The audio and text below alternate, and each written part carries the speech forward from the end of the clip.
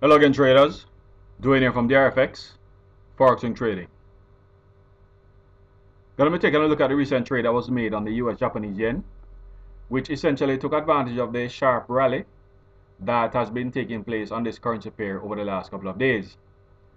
Gonna be also be speaking to the technical elements that justify the trade, as well as important aspects of the trade that we need to take into consideration when we trade similar setups like these in the future.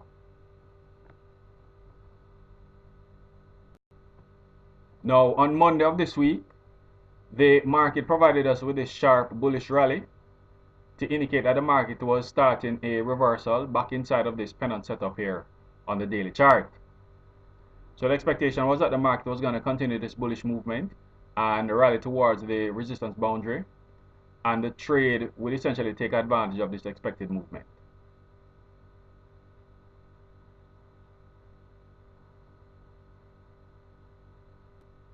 Now, around 12 hours after the market had given us this strong signal on the daily chart to indicate the start of this reversal, the 4-hour chart then responded by giving us this strong bullish engulfing candlestick formation to indicate the continuation of this movement towards the resistance boundary. So the setup for this trade was to enter the market at the close of this candlestick signal, placing a stop loss below the candlestick formation as well as below the outer downtrend line, and targeting a small trading gain as the market makes its way towards the underside of this resistance boundary.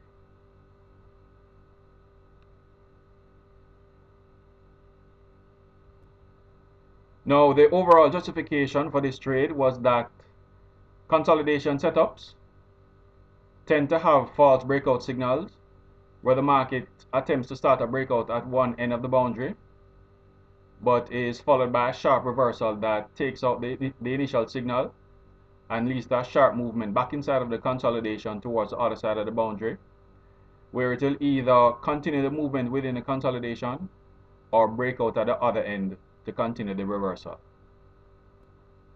So the trade on the US Japanese yen was essentially going to take advantage of this movement towards the other side of the boundary.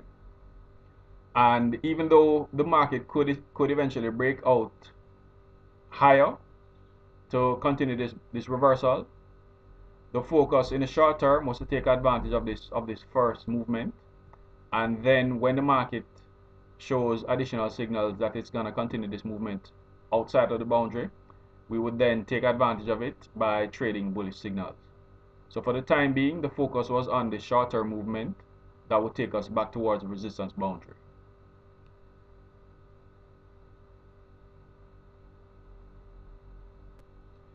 As you can see from the live chart of the daily chart here, you can see that the market rallied as expected to just below the resistance boundary, essentially showing the response to this strong bullish reversal that started the false breakout setup here.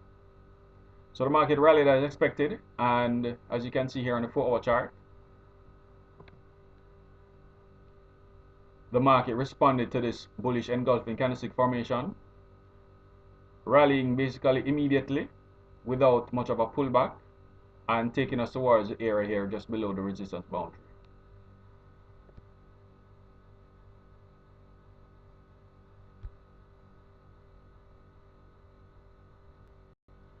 Now, as I've said many times in previous videos, the FXCM charts are the ones that I use to provide me with my signals for market direction and for entry. However, my actual trading is done on my FX Pro live account. The reason for this is that even though FXCM and FX Pro, as well as other trading platforms, use the New York close of the daily candlestick signal, which is crucial to price action candlestick methodologies like mine, FXCM tends to provide the ones that are most accurate from my trading experience. However, in terms of actual trades, I find that the FX Pro is more user friendly, and it provides additional elements that I prefer in terms of trading compared to FXCM. So this is not really a justification or promotion of FX Pro. It's just an explanation as to why I choose to execute my trades on that platform.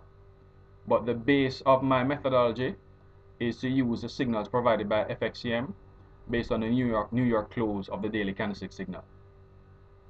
So this trade, this rally that took place here, can be seen here on the live account that I have here at FX Pro, where you can see the result of the trade that took advantage of this rally on the US Japanese yen.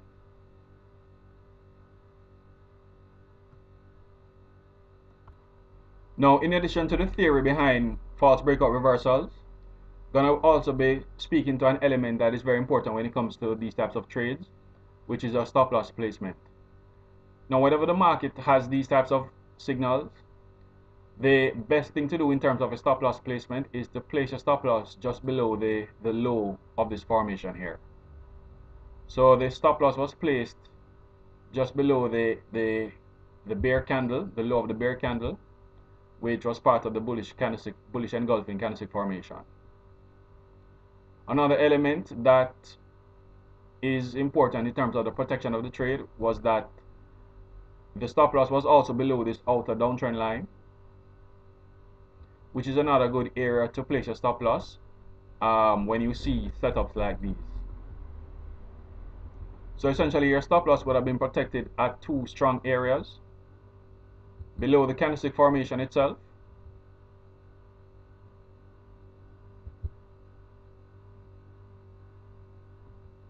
and below the trend line. So usually if you have your stop loss placed at these areas, your trade will be protected, especially if the market were to have pulled back a little bit just above the trend line before you turning to hit your trading target. So this was the overall result of this setup on this currency pair. The market essentially responding to the false breakout reversal that was formed at the support boundary of the pennant on the daily chart,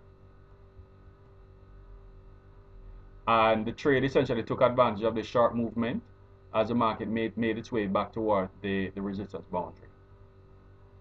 Now after this, the market will either continue to move within the boundary, or it will eventually start to rally and break above the resistance.